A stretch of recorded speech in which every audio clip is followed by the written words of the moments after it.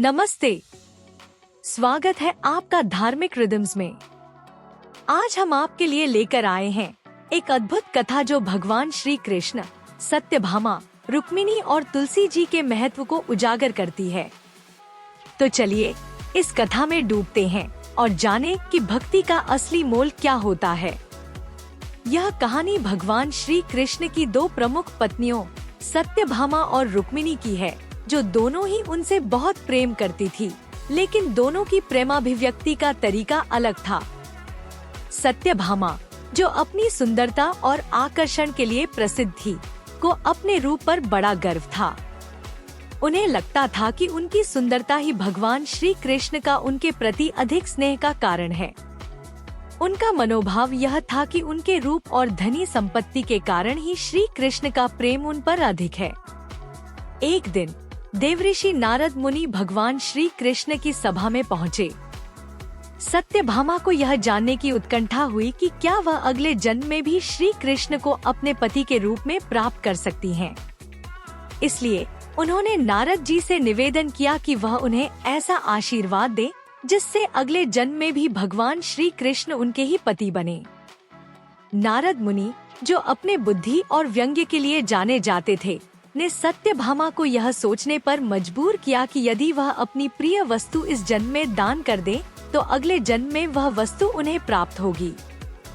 सत्यभामा ने यह शर्त स्वीकार कर ली और नारद मुनि को अपने पति श्री कृष्ण को दान कर दिया।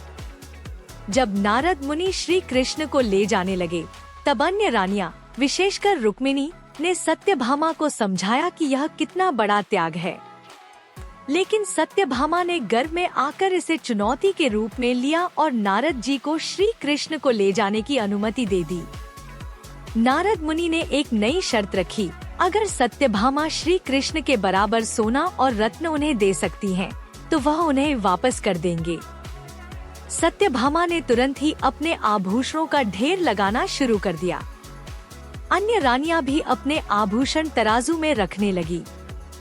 एक एक करके सभी ने अपने आभूषण चढ़ा दिए, लेकिन श्री कृष्ण के पल्ले का वजन अब भी अधिक था। सत्यभामा को निराशा होने लगी और यह सोचकर वह लज्जित हो गई कि शायद उनकी भक्ति में कहीं कमी है।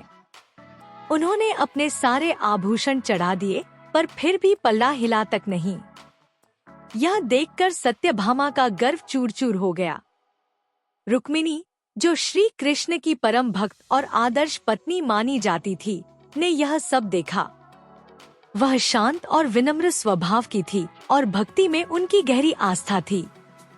रुक्मिणी ने जाकर एक साधारण तुलसी के पत्ते को तोड़ा और प्रभु का स्मरण कर उस पत्ते को तराजू के पल्ले में रख दिया।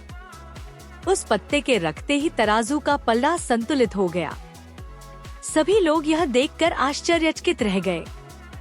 यह घटना यह दर्शाती है कि सच्चे प्रेम और भक्ति का मूल्य किसी भी भौतिक संपत्ति से अधिक होता है। तुलसी के पत्ते के कारण संतुलन बना और सत्यभामा ने सच्चे भक्ति का अर्थ समझा। तब से तुलसी को भगवान श्री कृष्ण की भक्ति का प्रतीक माना जाने लगा। यह कहा जाता है कि भगवान श्री कृष्ण ने तुलसी के पत्ते को अपने मस्तक पर स्थान दिया और उसकी भक्ति को सदा के लिए स्वीकार कर लिया। इसी कारण तुलसी का पूजन और एकादशी का व्रत हिंदू धर्म में विशेष महत्व रखता है।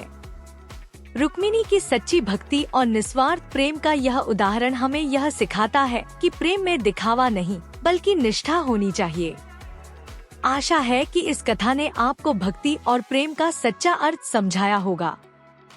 हमारे चैनल धार्मिक रिदम्स को लाइक, शेयर और सब्सक्राइब करें और जुड़े हमारे साथ ऐसी ही और भी धार्मिक कथाओं के लिए। आपका साथ और आशीर्वाद हमारे लिए अनमोल है।